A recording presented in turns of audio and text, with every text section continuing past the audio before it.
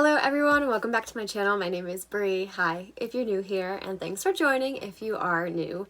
So today I'm going to do another kind of tag, but specifically for a writing tag because I haven't really done too many writing ones. I've done a lot of book tags or book challenges, so I really wanted to kind of talk a little bit more about my writing, and I found a tag. No one tagged me to do it. I'm just doing it myself because that's how we do here on small booktube channels.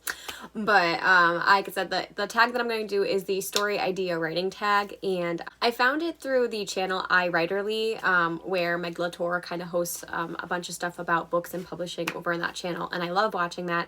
Meg did it about a year ago, so that's when I found it, and I just kind of remembered that that tag was on her channel, and I just want to do it today.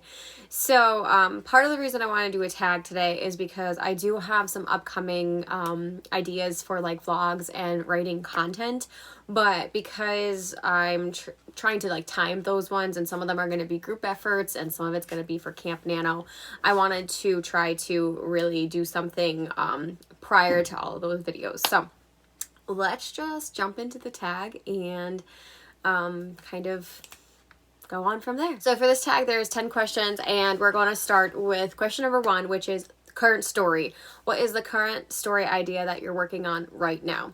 So I guess I could have 3.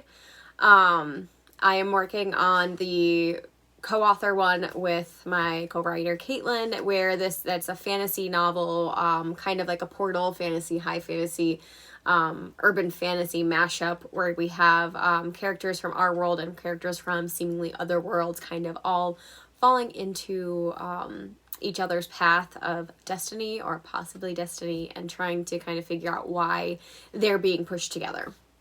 I have one that I'm going to be doing for my NaNoWriMo, Camp Nano, in April, and that is a young adult fantasy novel about it's another high fantasy set in like a world on the verge of like industrial revolution. So it's high fantasy, but it's also very much like America, like on the verge of the industrial revolution. So I was very excited to do that. I'm thinking like late 1800s, early 1900s time. And I'm going to be editing that book for the duration of Camp Nano. And then the third idea, which I've been trying to outline a little bit more, is a horror novel. My goal is to have kind of like, if I might start it prior to NaNoWriMo in November, but I'm definitely going to be outlining and preparing to write that one because that one is calling to me to write it, and I don't want to lose the motivation to write that one. Question number 2 is spark of inspiration. Do your ideas begin with characters, plot, world building, or something else entirely? So for this one, it's kind of hard to say because my books have started with various ideas in various stages too. So the co-written one that I started back when I was about 16, 17 with Caitlin, that started completely by characters. We were working together. That's how we met, pretty much, at a snack bar we used to work at, and we got to talking. We found out that we both liked writing and books, and we started just talking about like cool ideas for characters, and that's really where it started. We had nothing else. We were just making these badass characters, and like this one's going to have like these abilities, and this one's going to be like this kind of character arc. And you know, we were like, I really like this whole like bow and arrow huntress vibe, and I like teleportation. So it really just started off with these like kind of character traits and characters, and then we built up the characters so much, and then eventually we realized we had no plot because we just had these characters doing things, and we had to switch that. So that started strongly on characters. The young adult that I was just talking about, the high fantasy young adult book that I wrote in November of 2018, was technically loosely based off a story idea I started in the 7th grade. I always wanted this. I had this idea of like these twins with like these kind of complementary powers, and having this idea that, you know, fate, like they had like kind of like a prophecy that their fate was going to be sealed. And I somewhat wrote a story in 7th grade to that effect. That story was a mess. It had like aliens and ghosts and Ouija boards and like diaries that were haunted. It was crazy, but the premise that I took from that old story was this idea of twins and fate, and that is how I ended up making my prophecy project, which I labeled it currently because it's still a working title. So that definitely kind of had more of like the plot that was really driving that one. And then my horror one actually started with the world. I definitely had this vision for a dream world, and as I kind of started, and it literally came from a dream. I don't want to be that person, but it really did come from a dream that I actually had. But like the dream world was so authentic in my head that when I woke up and I was like, this would be such a cool novel, and as I started trying to plot like how I could actually make it a novel, I realized that it would be horror. So it really just depends, I guess, what comes to my head. Since then, I've definitely had like people like watching YouTube videos. I've had people like talking about what they would like to see in books, and that sparked ideas in me, but I haven't acted on any of those yet. Question number 3 is brainstorm. How do you puzzle piece your story elements together? Do you start with your ending, make your way to the beginning, vice versa? So basically, yeah, how do we piece it together? So again, going back to the co-author, we were all over the place. We had so many ideas and so many things. We've definitely chopped this book. Like, we probably would have had like 50 books by now if like we actually had a cohesive plot in the beginning. So we definitely started like just wherever we were interested in. I remember the one time I was driving home from school when I was in college, and I was listening to at the time it was the newest Lady Gaga album, and that was Born This Way. And one of the songs on Lady Gaga's album was Government Hooker. I was listening to this, and all of a sudden I just thought of this like really sweet scene idea where like a shapeshifter is in a strip club enticing men of power. So I wrote it, and we ended up to this day, that idea and some of those scene elements are still in our book currently. I was always very proud of that scene, but like I said, like that had nothing to do with the story when I wrote it. It was just me driving, listening to the song, thinking that would be really cool for this character to do. So I've definitely gotten better. I realize that I do the best now if I write from beginning to end and don't stop, because once I start to stop, or once I like start to jump ahead, or if I jump too much, I kind of lose steam to build it back up. And I know a big thing with writers is that you kind of struggle sometimes in the middle, because like your beginnings are strong, your endings are strong, and the middle can sometimes be weaker. And that's what I'm trying to avoid by writing all through. So that's definitely the best way I write currently, but in my past, I have not always been that way. Question 4 is keep or toss. How do you know when you want to keep or dump a story idea? I suppose this one is something I'm working on still to this day. The thing with me is like I've definitely had story ideas, but I think it's all about like what time and like when I have the energy to write them, if that makes sense. For instance, I know the NaNoWriMo novel this past year that I started to write was a mental health novel, and I started writing that in 2019, but back in like 2016 or 2017, I was taking a walk with my brother, who was struggling with some mental health, and we were talking, and I was kind of sharing this like story idea that like one day I want to write a character with like bipolar disorder, and like I want like that person to meet another person with other mental health issues, but I didn't have any premise, and at the time like I didn't know what to write. So at the time, I kind of tossed that idea to the side and just kind of forgot about it. And then the past year, like stuff just started clicking for me one day. And I was like, oh yes, like this is the story. Like I didn't toss it completely, but like it wasn't the right time. So I think kind of how I'm operating now is that no idea is like necessarily completely thrown in the trash. It just depends on the right time and when to write it or to pursue publishing it. What I would probably say, like for instance, the co-written novel that I'm working on currently, we really are trying to build it up. We're editing it, finishing the edits, writing our synopsis and rewriting our query letter, and we're going to query another time. Should this fail, we might kind of table that for now and pursue some of our other works, to see if any of those get interest and then come back to that idea. So it's definitely of just kind of shifting things around and finding when like kind of the stars align. But for now, I haven't tossed any idea officially. The only one that I would say that is like close to the edge, but I still have hope for it, is my vampire novel, and that would have to change drastically too. Like the idea that I still, there's elements of that story that I would definitely keep, but I started that novel when Twilight was big, and it was definitely like very Twilight vibes. Like like the old writing habits that, you know, needed to die as I got to be a stronger writer. So like that would pretty much need a whole overhaul. But right now I'm just not sure where in the market vampires are going to lie. So for now, we're just not touching that. 5 is original idea. How much of your original idea of your story is actually used once everything is finished? Again, super, super hard question.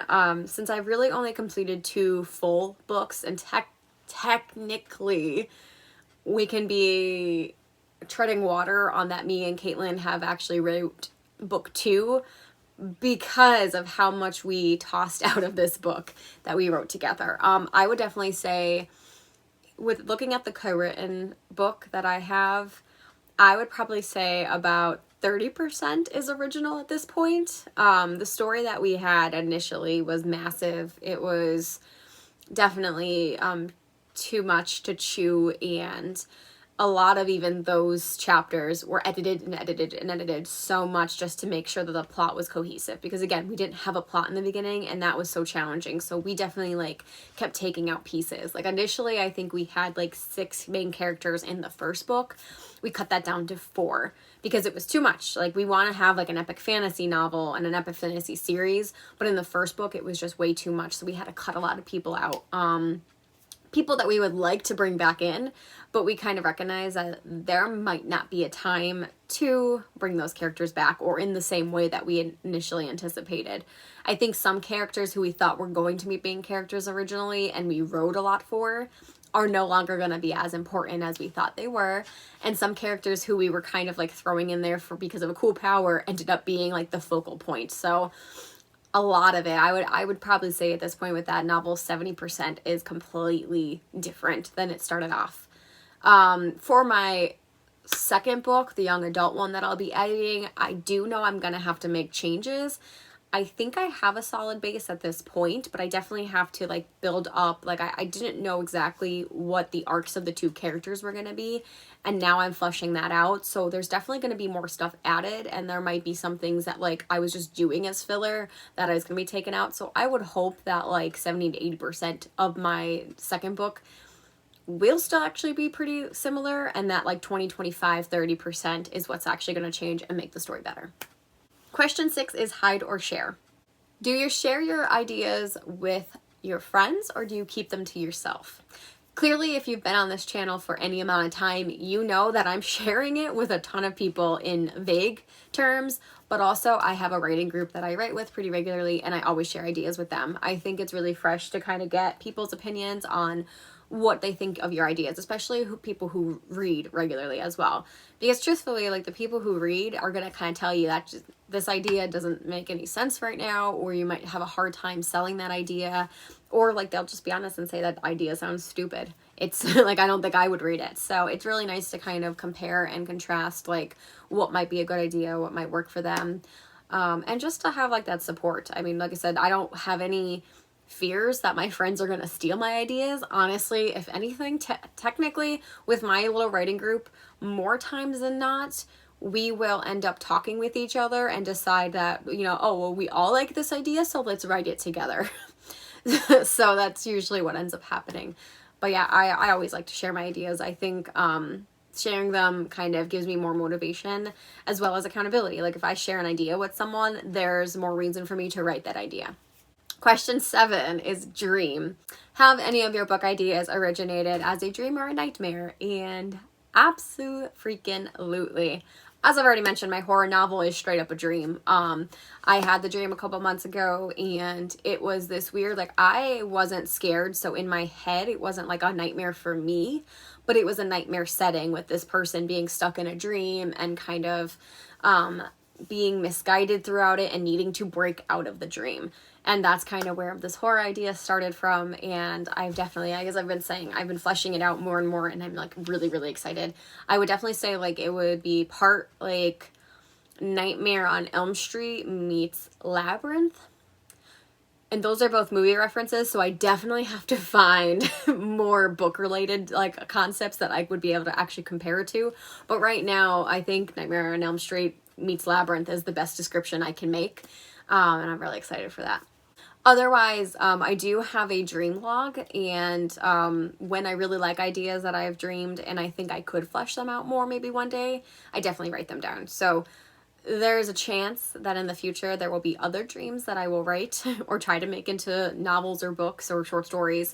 But for now, I only have one that I'm focusing on. Question number 8 is doppelganger. Have you ever had an idea for a story, but then you saw a similar premise in a book, TV show, movie, etc., any kind of adaptation? And yes, absolutely, this has happened. I know I joke a lot because we've been working so long, me and Caitlin, on our co-authored book, that there's definitely been like elements of other things in books. For instance, that's not exactly the same, but the Shatter Me series has a character with a death touch. I've never read Shatter Me. I've never been interested in it. I really didn't know it until I joined like the book community. But we had a character with a similar kind of power that had to do with death.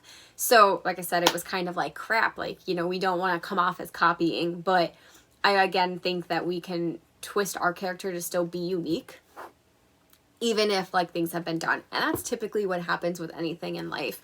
Most story ideas originate from something else and they deviate to become their own, and that's kind of what we would like to see too. I mean, I know there's going to be things that we'll write that other like, and maybe one day will get published and other people are going to be like, oh no, like I had something similar. And the same thing with me, like any ideas that I come up with now can still also be thought of by someone else. So number 9 is big screen inspiration. Have any of my favorite movies or TV shows sparked any ideas for scenes in my own book? Okay, so I'm going to go back to the horror one again. Yes, I've definitely, like I said, I brought up Nightmare on Elm Street and Labyrinth because there's definitely certain scenes in both of those movies where I can definitely picture, and it's not like the same thing, but like for instance, there's a scene in Labyrinth where Jennifer Connelly's, it's Sarah, right? Sarah is kind of finding herself in like this room, and like they're kind of messing with her head and kind of making her believe that she belongs there and she's lived there the entire time, and she's kind of falling under the spell.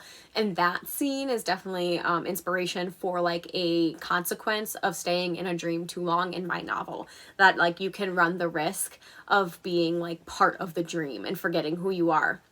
So again, you know, not something, it's not going to be the same, but I really love that idea. And that was something to do in my actual dream that I had, was that like the person, I was kind of like third person viewing it in my head, and the person that I was watching was like almost getting sucked into this dream landscape. So that is something that I've definitely got inspiration from. And again, I think there's like, I watch a lot of like action and fantasy stuff, and there's always things that happen that I'd be like, oh my God, that would be so cool to have something so similar. Or, you know, or conversely, you know, we see something and be like, you know, I really liked that, but if this happened and if it was in my novel, that would be even better.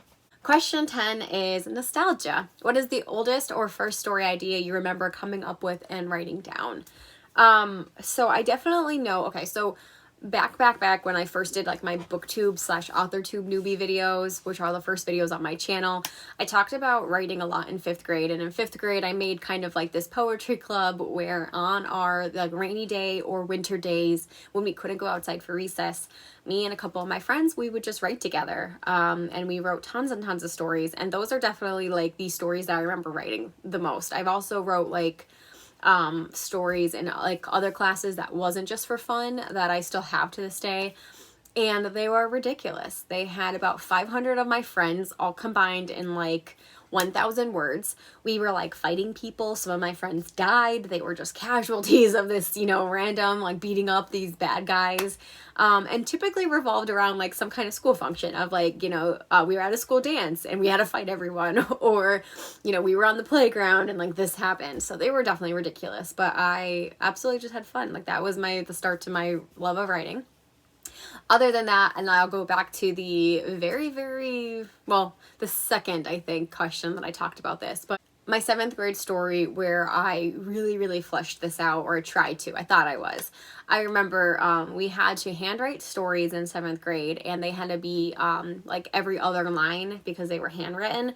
So our short stories, like, people came in with 1 to 2 pages and we had to read them out loud, and I just went gung-ho. And again, I mean, at the time when you think about it, 7th grade and writing every other line, like, that's a lot of writing for 7th graders. I came in with a 32 pager. And I'm not even lying. It was absolutely ridiculous, like, above and beyond, you know, because I just had this idea of these, like, kids playing and, you know, not, like, kind of like never knowing what was in their attic, and finding out that there was this possessed diary of someone who used to live in the home, and this person was going to pass on a prophecy to the main character. Because, you know, what better time to do stories than, you know, 1 to 2 page assignments. But I definitely remember writing that one. Like, I just remember, like, and I never went back. I didn't edit it. Like, that's not what we did in 7th grade. I just was like writing. So it probably makes no sense. But that was, like, probably the first one that I really thought, like, I was gonna flesh out and write into a book. And I did. Like, I continued the story after that class, and then I, like, wrote a sequel. They were both, like, they were all handwritten, which was pretty intense. So page-wise, you would think that there was a ton of pages, but they weren't.